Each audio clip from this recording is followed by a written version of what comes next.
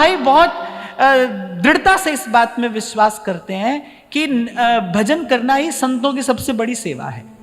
आप ईमानदारी से यदि आप भजन करते हो, ईमानदारी से आप करने का प्रयास कर रहे हो, ये संत की, अपने गुरु की सबसे बड़ी सेवा है। और आपको कुछ करने को मिले न मिले, गुरु की कृपा हो, प्रकट में प्रत्यक्ष में आपको अवसर मिले, तो क्या कहना है। बड़ा ऊंचा भाग्य होता है जब गुरुजनों की, संत जनों की टहल मिलती है, सेवा मिलती है। पर अगर ऐसी स्थिति न हो, किसी कारण से यदि ऐसा अवसर न हो, तो भी ईमानदारी से भजन करना ये गुरु की सबसे बड़ी सेवा है। जब दीक्षा होती है ना, तो वो आपके भीतर एक बीज डालता है। अपने डाले हुए बीज को जब माली फलता फूलता देखता है तो उसको कितनी प्रसन्नता होती है। वो बीज डालता है आपके भीतर, जिसके लिए श्री ध्रुवदास जी कहते हैं, भजन जलसों सींचो करे बारंबार। देखना कहीं हमसे असावधानी तो नहीं हो रही, समय तो नहीं जा रहा। जिन जिन बातों से, जिन जिन चेष्टाओं से समय जाता है, उनको हटाइए धीरे धीरे करके अपने जीवन से। कि शुरू में थोड़ा कठिन होगा, लेकिन यही आपको वास्तविक एकांत की ओर लेकर जाएगा। केवल किसी से मिलना बोलना, केवल यही तो संपर्क नहीं है ना। देखना सुनना, किसी के विचार का संग जब आप करते हैं, ये भी एक संग है। वस्तु का भी संग होता है ध्यान करना। केवल व्यक्ति से ही कुसंग नहीं होता, वस्तु से भी कुसंग होता है। आपको मैंने शायद सुनाई थी एक बार, हमारे पुराणों में एक कथा मिलती है। एक ऋषि तप कर रहे थे, उनके तप का तेज बढ़ा, उनकी तपस्या का तेज बढ़ा, तो वहां देवताओं को चिंता हो गई। देवताओं को चिंता क्यों होती है? क्योंकि वो दुर्बल है भीतर से। क्यों दुर्बल है? क्योंकि उनके जीवन में विषय का भोग बहुत है।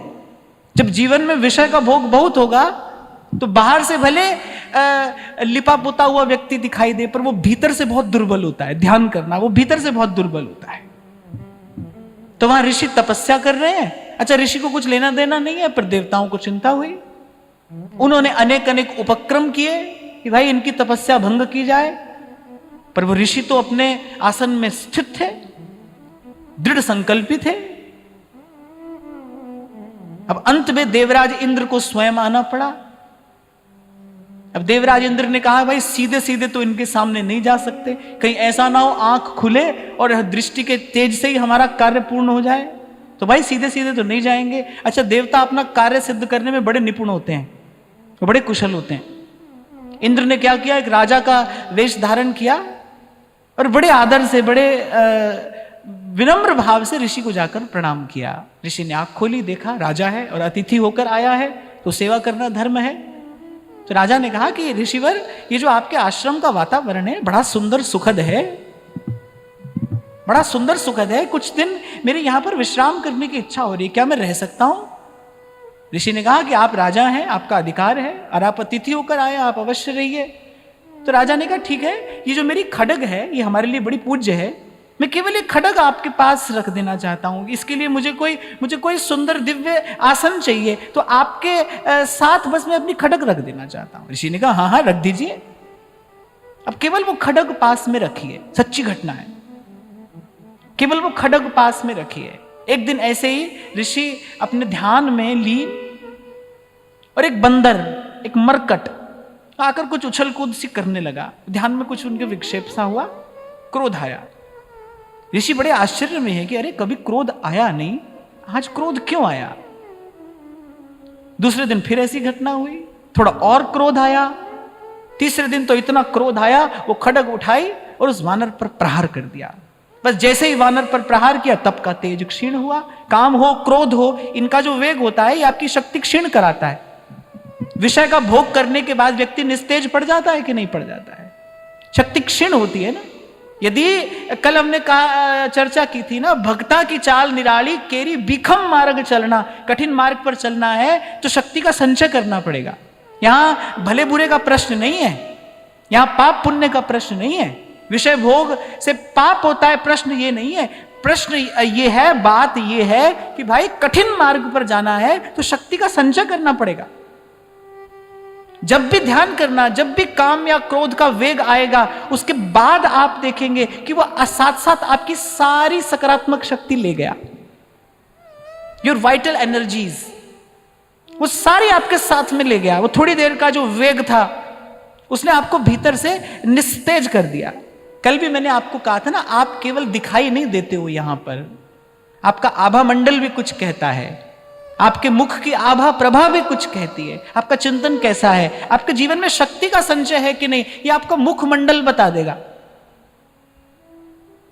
आपको देखकर जाना जा सकता है कि आप अपने जीवन में शक्ति का सदुपयोग कर रहे हो, दुरुपयोग कर रहे हो, व्यय कर रहे हो या अपव्यय कर रहे हो या संचय कर रहे हो। क्योंकि विखम मार्ग चलना, तो बस जैसे ही वो क्रोध का वेग आया, उनके तप का तेज क्षीण हो गया, और बस यही देवता चाहते थे किसी प्रकार इनके तप का तेज क्षीण हो जाए। ये सब हुआ कैसे? केवल वो वस्तु का जो संग था ना, उसके कारण मन में ये विकार उत्पन्न हुआ। तो केवल व्यक्ति का संग ही कुसंग नहीं होता, वस्तु का संग भी कुसंग होता है। आप देखो, अपने आसपास देखो, कैसी वस्तुएं हैं तमोगुण बढ़ाने वाली है, रजोगुण बढ़ाने वाली है। अब भाई बंदूक को देख के तो मन में हिंसा का ही भाव आएगा। गाय के गोबर से लिपी आप भूमि देखो, तुलसी का थामला हो, तो उसको देखकर मन करता है भाई चलो बैठकर 2 माला कर ले। प्रभाव पड़ता है ना, जो हम देखते हैं, कहते हैं, सुनते हैं, उसका सीधे सीधे हमारे मन पर, चित्त पर, अंतःकरण पर बिल्कुल सीधा प्रभाव पड़ता है। बहुत लोग मेरे को ये बात कहते हैं कि बरसों से आपको सुन रहे थे यूट्यूब पर, फिर यहां पर आकर बैठकर आपको सुना, तो यहां का आभा मंडल कुछ और है, स्थान का, समय का। जब तक हम संसार में हैं, जब तक हमारा मन बुद्धि साधारण है, हाँ दिव्य हो जाए तो बात दूसरी है, वो तो फिर लाली मेरे लाल की जित देखूं तित लाल, वो बात दूसरी है। पर हम तो साधारण मनुष्य हैं, हमारे मन पर, चित्त पर तो आसपास जो है घट रहा है उसका प्रभाव पड़ता है। अब जब प्रभाव पड़ता है तो फिर प्रयास ये किया जाए, क्योंकि हम साधक हैं, कि हमारा जीवन सात्विक हो, संग भी सात्विक हो, हमारे आसपास जो वस्तुएं हैं, हमारा चयन जो है वो बताता है। आपके पास चार रंग के वस्त्र आपके सामने रख दिए जाएं, आपका चयन बता देगा कि आपके भीतर कौन सा गुण कार्य कर रहा है।